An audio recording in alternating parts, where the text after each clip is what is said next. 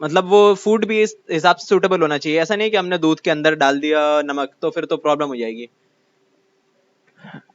देखिए, एक कुछ यहाँ पे तरीके हैं बचाने के फूड को। पहला है सन ड्राइंग, मतलब धूप में जो है उसे सुखा दोगे, सुखा देने के बाद क्या होगा, किसी भी खाने को उसमें डिहाइड्रेशन हो जाएगी, मतलब उसके अंदर से पानी सारा निकल जाएगा, सारा तो नहीं निकलेगा, काफी हद तक निकल जाएगा। उसकी वजह से क्या होगा, कम मॉइस्चर में किसी भी तरह के माइक्रोब का फैलना बड़ा मुश्किल होता है। तो उससे क्या होगा, ज्यादा दिन तक बरकरार रहेगा, आपका खाना खराब नहीं होगा। और उसके बाद आप उसे अच्छी तरह से उसे पैक कर दोगे तो वो बहुत दिनों तक खराब नहीं होगा। आगे क्या है, सॉल्टिंग।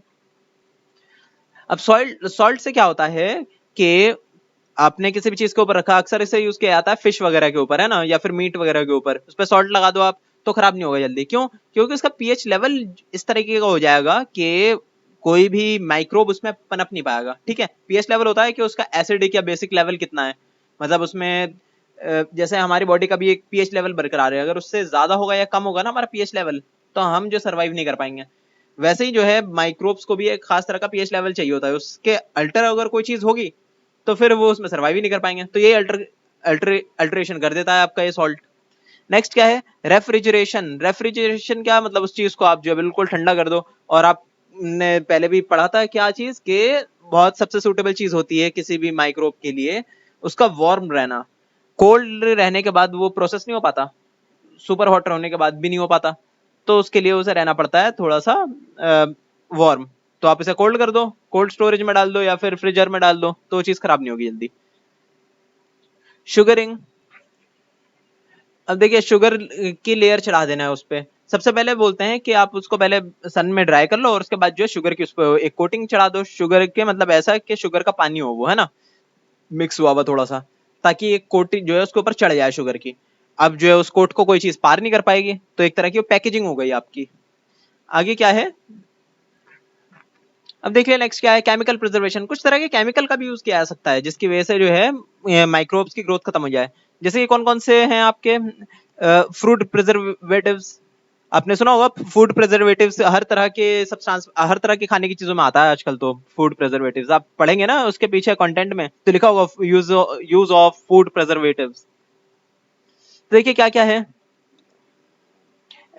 अलग अलग तरह के एसिड्स का यूज किया जा सकता है जिसमें जो है ग्रो नहीं कर सकते माइक्रोब्स, जैसे कि ascorbic acid, benzoic acid and sulphuric acid वगैरह। नेक्स्ट आपका पेस्चराइजेशन। पेस्चराइजेशन एक वो प्रोसेस है जिसके अंदर किसी लिक्विड को अचानक से गर्म किया जाता है हाई टेम्परेचर पे, आमतौर पे 70-80 डिग्री पे, है ना, फिर अचानक से उसको ठंडा कर दिया जाता है। ठीक है, इससे फायदा क्या होता है कि जितने भी उस चीज के अंदर जो भी खाने की चीजें है ना, उसके अंदर जो पैथोजेंस थे, जो नुकसानदायक माइक्रोब्स थे, वो सब तो मर जाते हैं। पर ऐसा नहीं है कि सारे ही मर जाते हो, कुछ बच भी जाते हैं ना। पर ये है कि उसका इफेक्ट अच्छा खासा पड़ जाता है कि वो नुकसानदायक ना हो किसी इंसान के लिए। और अचानक से गर्म करके अचानक से ठंडा कर देने का ये है इसके पीछे लॉजिक कि उससे उस खाने को जो पकना होता है ना, वो पकने का प्रोसेस नहीं शुरू होता उसमें, वो चेंज नहीं होता उसके अंदर बहुत ज्यादा कुछ।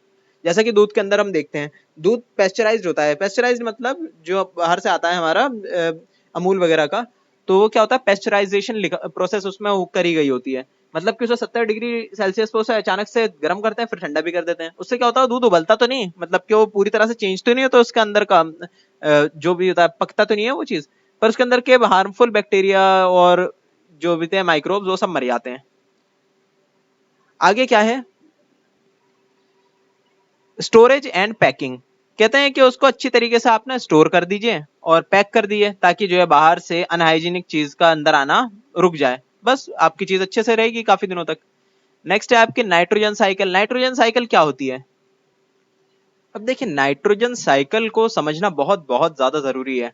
अब नाइट्रोजन किस लिए काम आता है हमारी बॉडी में, तो जवाब ये है कि हमारा एक एक सेल जो है वो कहीं ना कहीं नाइट्रोजन की वजह से बना हुआ है। जितने भी प्रोटीन्स हैं वो सब जो है, मतलब जो है उस सबको बनाने के लिए नाइट्रोजन का जरूरत तो पड़ती है बॉडी के अंदर, वो भी कॉन्टिन्यूसली। और ये सिर्फ हमारी कहानी नहीं है, बल्कि जितने भी लिविंग ऑर्गेनिजम्स है पूरी दुनिया में उन सबको जरूरत पड़ती है नाइट्रोजन की। पर नाइट्रोजन हवा में तो बहुत ज्यादा है, 78% हवा में जो है मौजूद है आपका नाइट्रोजन। पर उसको हम डायरेक्ट इनहेल नहीं कर सकते नाइट्रोजन को, क्यों? क्योंकि वो बहुत ज्यादा अनरिएक्टिव रहती है, हम उसे सांस में लेते हैं और वापस छोड़ देते हैं वैसे के वैसे ही।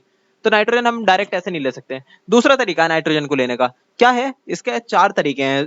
एनवायरमेंट के अंदर 4 ऐसे तरीके दे रखे हैं हमें पहले से ही एनवायरमेंट ने, जिससे हम नाइट्रोजन को ले सकते हैं। वो कौन से है, चलिए बात करते हैं।